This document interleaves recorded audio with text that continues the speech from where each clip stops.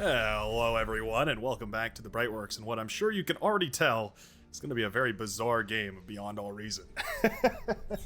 A new map has just been added to the catalog today, and it's called the Big Metal Plate. Or I believe that's what it's called. Full Metal Plate. Full Metal Plate. A little bit of a FMA reference right there.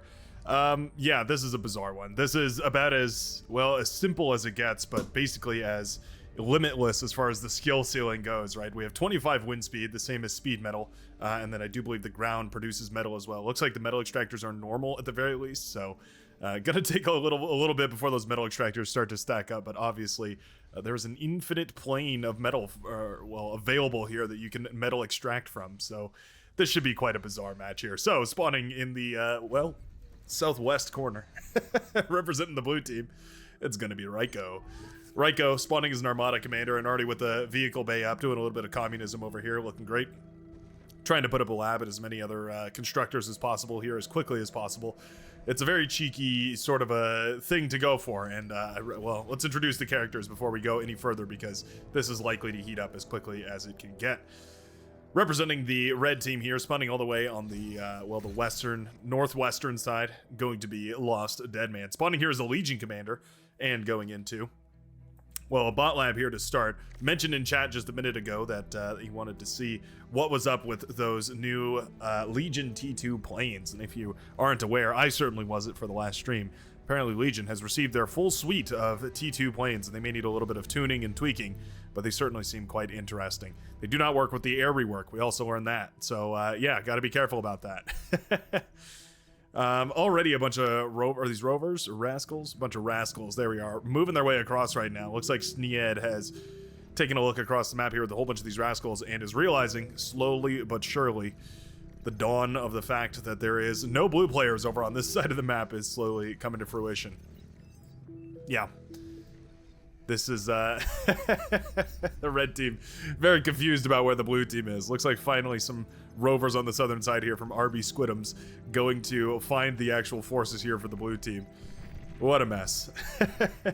Wind turbines are 25 wind speed, and they stay at 25, which means there's no reason to go for basically any other energy production except for those wind turbines. Obviously very prone to bombardment, so that's certainly one thing to consider here. Already going into a T2 for Ryko.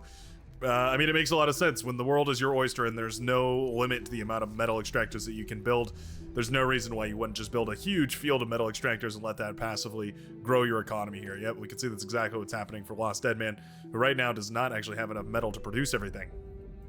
Wonder if it might even be worth it tearing down this T1 bot lab in order to make a whole bunch of metal extractors. Metal extractors are 50 metal per, so it's understandable that you're going to need quite a few of them. But it's also going to drain your economy quite quickly here. The initial scout has revealed where a lot of these units are. Now some rascals are moving in, trying to get some aggression done. I'd love to see the aggression from the red team. Certainly the right idea here, especially on a big flat map like this. It's going to be impossible to defend your base unless you go for some seriously significant defenses or some units out on front. Well, I've seen T1 walls work pretty good too. Just make a massive walled-in zone. There we go. RB Squidums giving the call out there, all south. Everyone's realizing, wait a second, there's some cheeky shenanigans going on, and indeed, T2 Constructor now out on the field here for Ryko. Gonna start up that T2 laboratory here, or rather that T2 propagation, getting some of those T2 units out and across the field. So when your opponents are all grouped up like this on the bottom, basically what you need to do is start applying pressure up here. Now, Shork has decided to go into a T2 lab. Nice, not the end of the world, not bad. Gonna be going for some of those T2 bots right here, but very low on metal, ironically. It's oftentimes really difficult to balance, actually, when you're trying to figure out how much metal you should be spending on anything, and suddenly the whole world is metal. It's very difficult to figure out exactly what your expenditures should be, but yeah, basically you just want to queue up as many metal extractors as possible, and you should be in a pretty good spot here.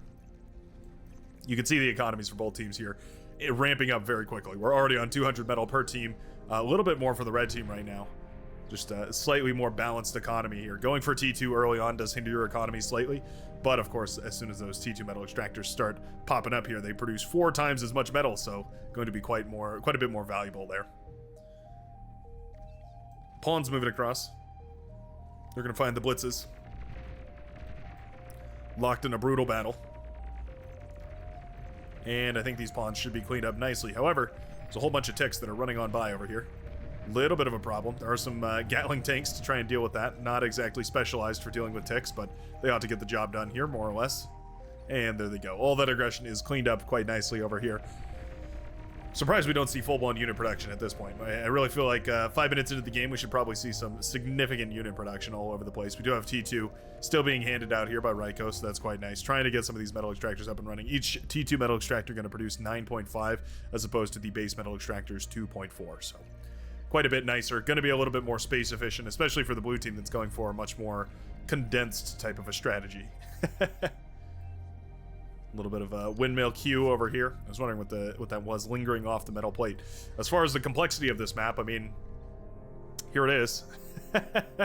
Quite literally a two-dimensional plane. Oh, there's some underneath as well.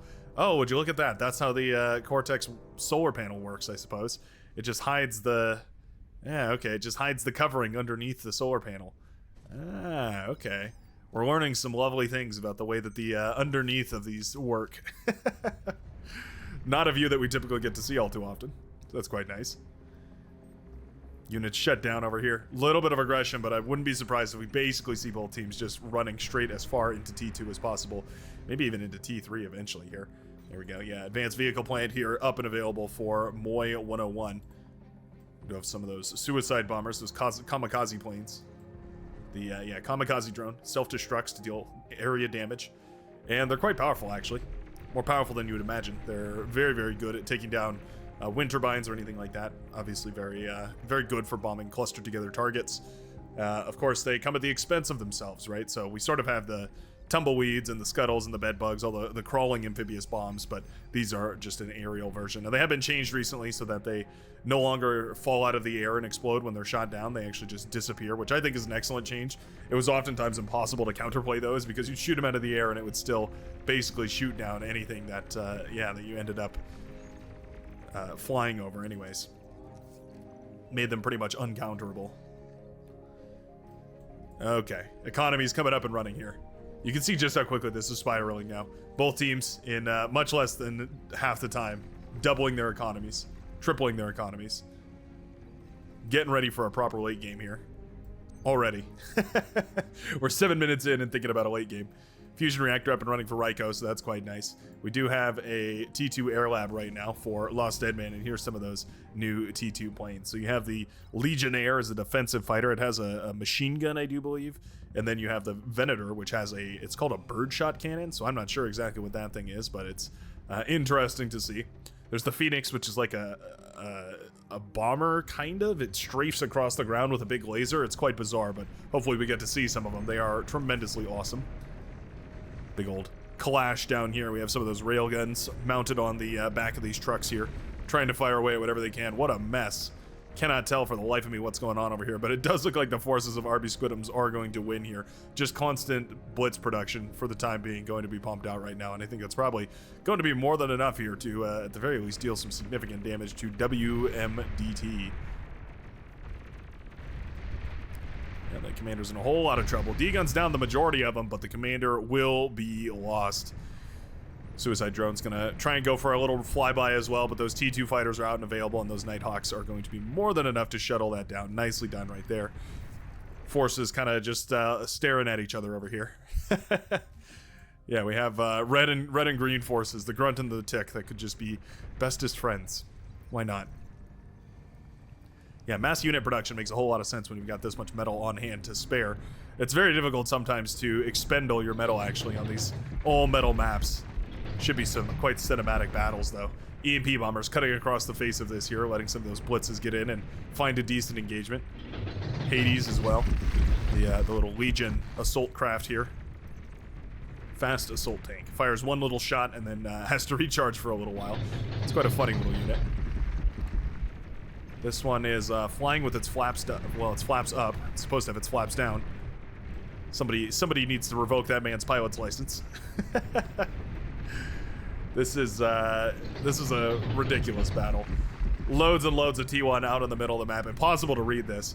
It's just a clash of different forces here, but these are T2 tanks now finally rolling out here. A bunch of Jaguars, those T2 Lightning tanks. So I do like the fact that eventually we're going to be scaling up into T2 production, full-blown T2 production. And we've crossed the 1,000 mark for the red team here. The blue team has been solidly over the 1,000 metal per second mark for a good long while here. And there we can see Raiko, minute 9, maybe closer to minute 10, starting up the T3 lab here. Quite impressive. Anti-nuke comes up as well. I think that's probably a well worthwhile investment here. Maybe even a little slow for a metal map. You can certainly pump out a nuke extremely quickly here on one of these maps with a whole lot of teamwork. You can get one up and running. I think around 6 minutes is probably the quickest I've seen on speed metal. However, speed metal does give you quite a bit more metal per metal extractor, so maybe that's a little bit of an overestimation of exactly how quickly you can get that done. Fiends also coming out. Basically as many units as you can. Seems like that's the right idea. We have some of those infestors. These are probably one of my favorite units in the game right now.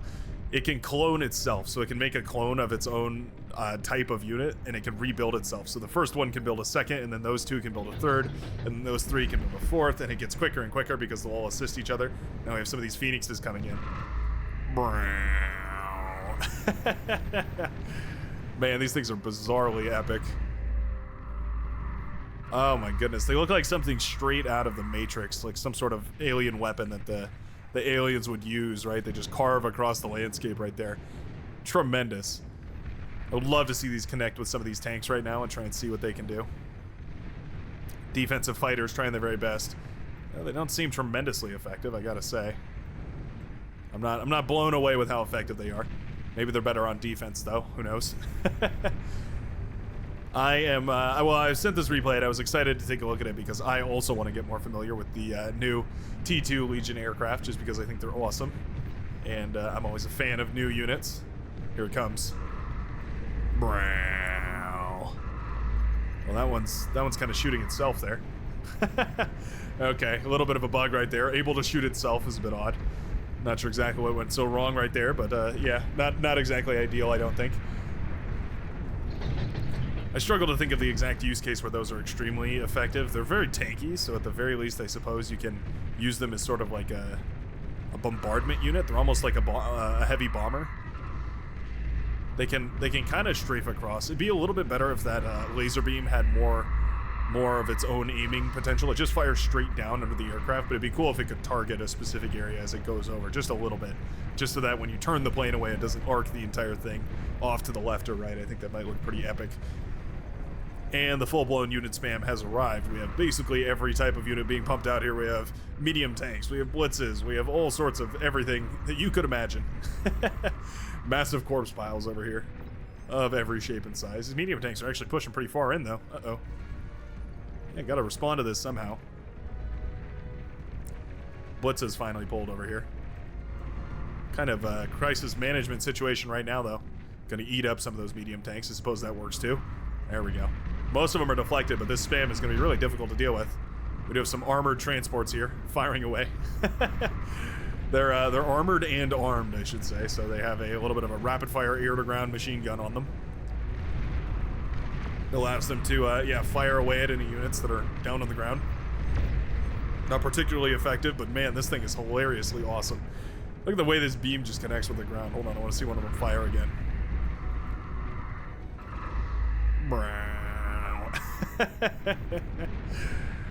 What a crazy unit. Huge props to whosoever came up with that thing. That is a devastating beast on the war field. Bulls down south here coming up against Scorpions. They have dual heat rays as well as a heavy plasma cannon they can lug plasma across the field with. Always fun to see those come out. The Bull's very prominent right now, but I wouldn't be surprised if we start seeing proper T3 production here any second. What on earth is going on over here? We have quite a lot of Twitchers being produced. I wonder if we're going to do anything with it. I think you should probably just start up a lull cannon basically as soon as you can. Start up one of those Starfalls, see if you can manage to get it up and running here. Here's another one of those Legion units that's, or Legion towers that is new as well. The Bastion, energy defense weapon.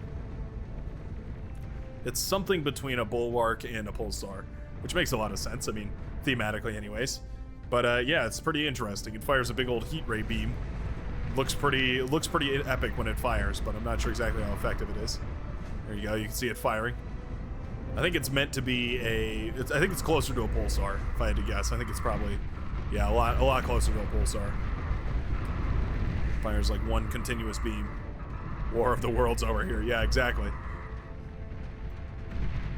Just glassing the surface of the metal plate today. There's the first Razorback I've seen of this game, and I'm sure it won't be the last. Probably be far from it. Gonna have a field day carving through a whole bunch of these AFK units over here and finally get themselves into gear and start fighting back, but it is far, far too late as the Razorback has already cleaved them apart. A whole bunch of ticks as well, trying to do their worst. There's a whole row of Phoenixes going down right there. Tons and tons of fighters coming across the face here. There's not a whole lot to shut them down. I'd love to see some proper T2 flak vehicle production. I think that might be well worth it. Lost Deadman going very heavily into the armed transports here. Yeah, and you know what? I mean, I guess it's well worth it. They can definitely do quite a bit of damage once you start bundling them up like this. They're fairly resistant as well, so, well, I mean, well, that many fighters, not going to be resistant enough, but pretty good. Hey, you know what? They're still resisting the T1 fighters pretty good, though. EMP bombers on top of this. Not regular bombers, so not going to be the end of the world here. There's some of those defensive fighters coming in pretty clutch right there. All right. Quite nice. Still getting a feel for how effective those are. Seems like they're doing a decent job. Razorback now blasted down by transports. That's a bit of a funny matchup right there. Hey, you know what? It seems like these things do a decent amount of damage. It's not the most damaging thing I've ever seen, but it certainly seems to be pretty effective. Big old wave of blitzes pushing forward right here into a bunch of goblins. Already starting to feel the lag as all these T1 units are being spammed out. Mayhem. Mayhem incarnate.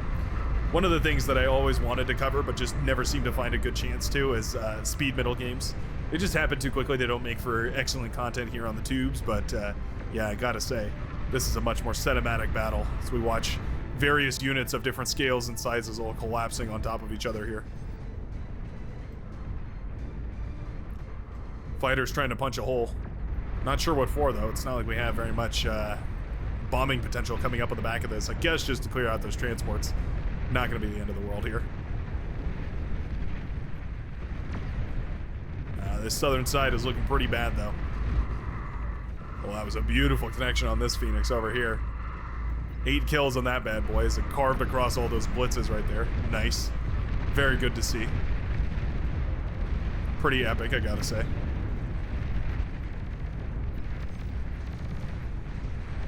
Yeah, you know what? These armed transports seem to be pretty good. It's bizarre that the transport is essentially the gunship. But I guess it works. Yeah, those flaks are absolutely tearing apart the forces right now being sent over by Red. Basically nothing they can do. But a Praetorian is out on the field here. Praetorian is a multi-weapon platform, so it has all sorts of different stuff. Well, there you go. You can pause and see what it's got. Shotguns and railguns and plasma cannons and all sorts of everything in between. It's a brutal weapon of war. You can see its multi-fire plasma cannons firing away here as well as its shotgun. Game speed is already shutting down because of all the T1 spam. That's quite funny. You got pit bulls trying to deal with ticks, not particularly efficient. Usually you'll want to leave that job to the LLTs or the beamers or anything like that. Interesting design to put these, oh, they're exploiters. Oh, I see what's going on here. We've got exploiters marching outwards in every direction right here.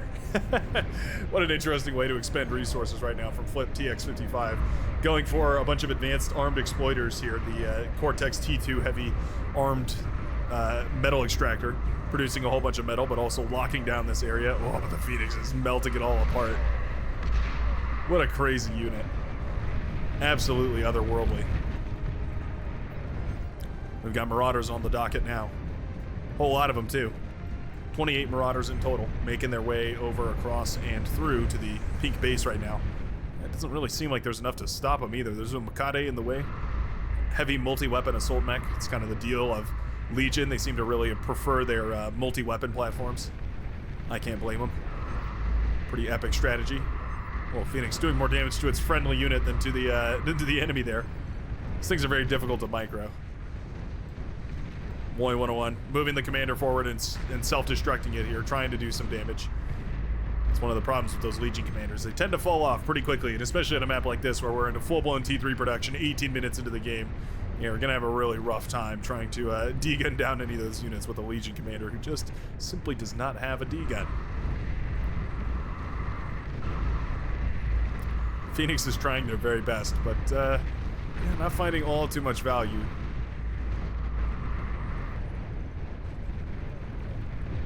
And Marauder are being dealt with, but a tremendous amount of damage over there. Meanwhile, down south, this base has been ravaged. Tons and tons of resbots putting everything back together. Ryko with not enough build power to spend it all.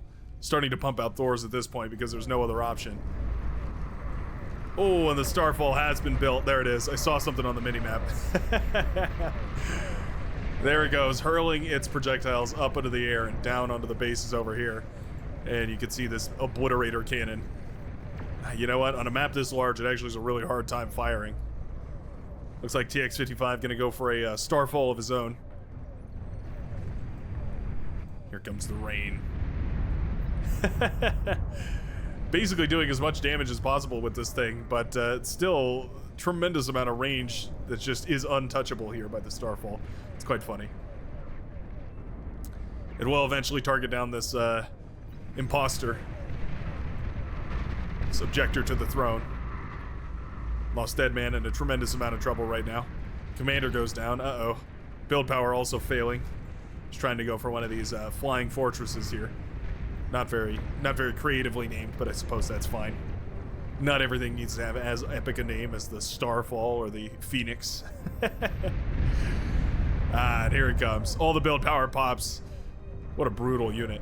Impossible to shield against too, because it just layers all of the firepower in one big burst, meaning that it's very, very difficult to manage to actually pull off anything like a shielded base from that sort of an attack.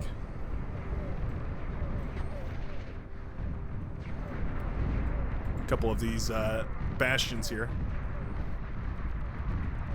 They retarget? Okay, so they fire and then they retarget. Hard to tell what they their firing priority is here, but it seems like they absolutely cleave through T1 stuff. Tell you that much. Absolutely obliterated all those blitzes over there.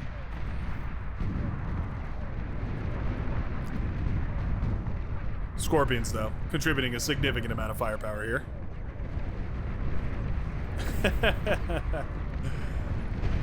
Here come the bombers. Oh, there's some flak, though. Flak does manage to shoot down the majority of those. Trying to take down the anti-nuke over there. Cheeky. Trying to sneak a nuke in here. You actually don't need to sneak one in. There's a completely vulnerable base up north here, this maroon player, without anti-nuke. Trying desperately to fire this behemoth up into the air.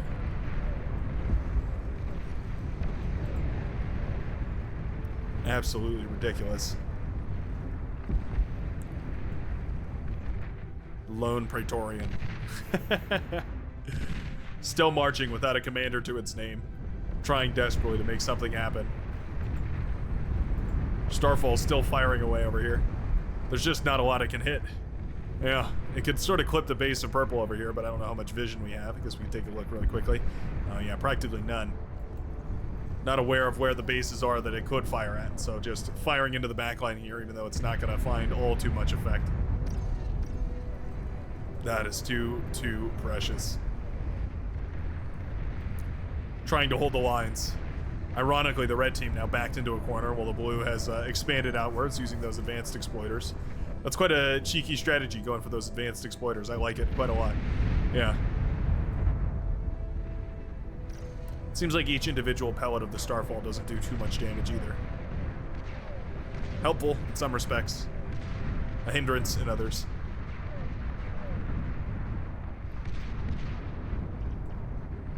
Up into the skies. Oh, there we go. Finally found some value out on the, the green advanced fusion reactor here as well as the purple base. Everybody just going for wind turbines, though. There's not a whole lot of advanced fusion reactors out in the field because you really don't need them. Wind turbines more than enough to go for a significant amount of damage here. Starfall could certainly take out a lot of this eco right here for the green player, but there's no vision of it, so unawares of the, unaware of the eco that even exists out there. Those bastions are quite funny. They just put down a laser beam, and if you walk into the beam, you're toast. It feels like they'd be extremely easy to micro against, but maybe I'm wrong. They're certainly doing a great job here. See it melt through that bowl like it was nothing. Reminds me of the Inferno Tower, absolutely. Might finally be getting something happening here. There's a couple of those advanced exploiters. Not bad. Defense is coming up and online for Greg. Holding the line. Finally, the bombers are pulled. The only thing that's not significantly defended is the airspace here. Oh, Starfall just barely stays alive. There is a little bit of flak over here. 0% HP on the Starfall, but it does barely survive. Finally goes down as the Thors finally start to roll on in. Brutal. Absolutely brutal. Demons and Shivas and Karganeths, so my. Are these Praetorian? They are Praetorian.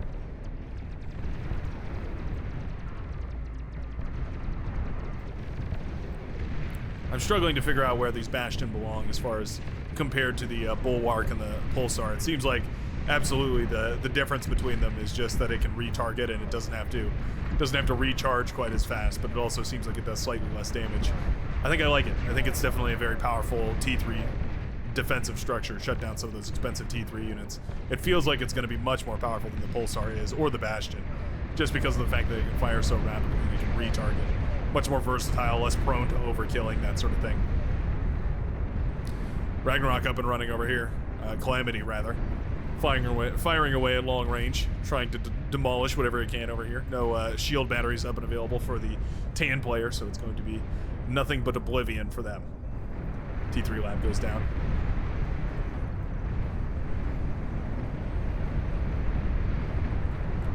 This is a mess. Who's going to be able to finish this battle?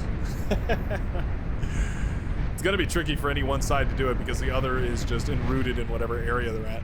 Thor's trying desperately to push across over here, but there's a lot of shotgunners ready to blow those apart. The shotgunners do actually have a crazy high damage potential. They can put out a ridiculous amount of damage when they are all grouped up on a target. They, of course, are very, very slow, so not often is the case that they're in the correct position at the correct time, but when they are, things get crazy.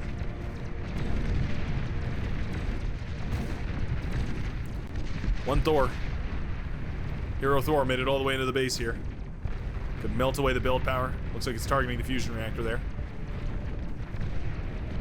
Not a bad target, but I think the build power is probably slightly more valuable. Fusion reactor goes up, and it does take the build power alongside it as this secondary Thor, the reinforcing Thor, if you will. Going to be able to do a little bit more damage in the backline here. Takes out some more fusion reactors, pops a couple more of these bots.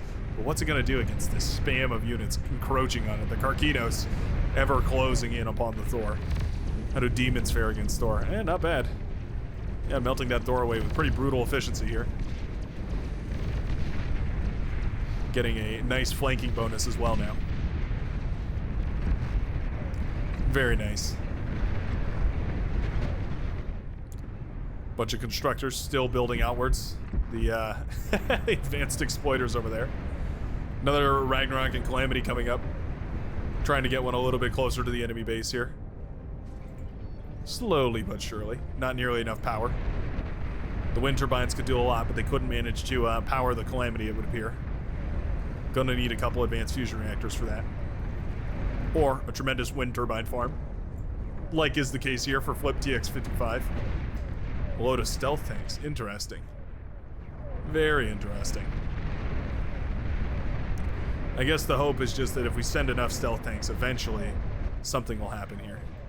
A lot of build power coming up over here. I wonder what we're getting out for. Maybe a whole bunch of T1 spam, or maybe some aerial spam. Might not be the worst idea yet, either. Praetorian's starting to march across them. Game speed is so slow. It's all of the T1 production.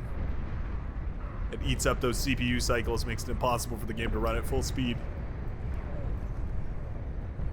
That and just how tremendous this map is. Look at all this. Basically just wasted over here.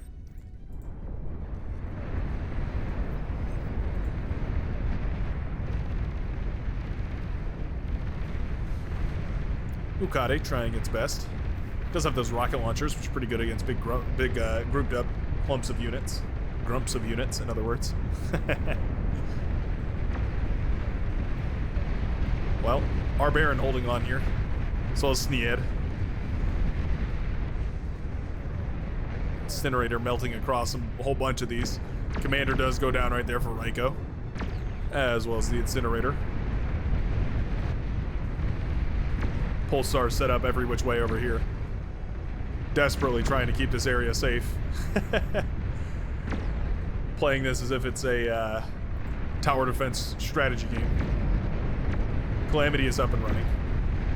Can it shoot far enough? It certainly can. Gonna be able to fire well into the orange base as well as most of the pink base. It'll be able to scratch the maroon base, but probably not be able to kill it outright.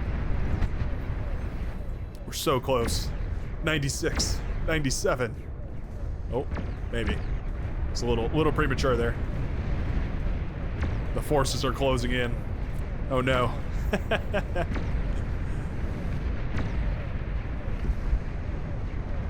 They are trying desperately to valiantly hold here. Oh, there's anti-air on those Praetorians. Oh no.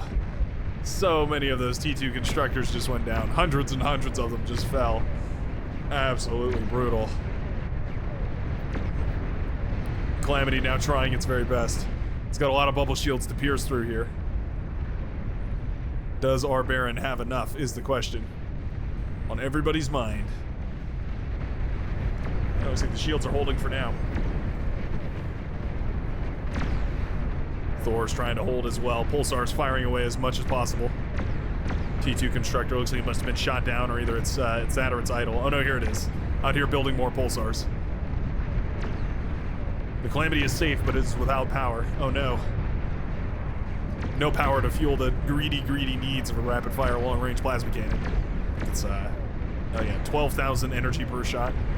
Takes quite a lot in order to keep that thing working.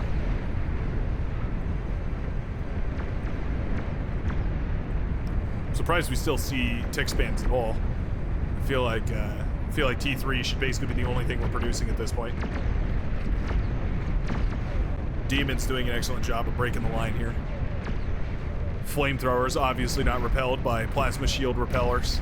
Repel deflectors, that's the word. This battle is stressing me out, man. No business being this close whatsoever here.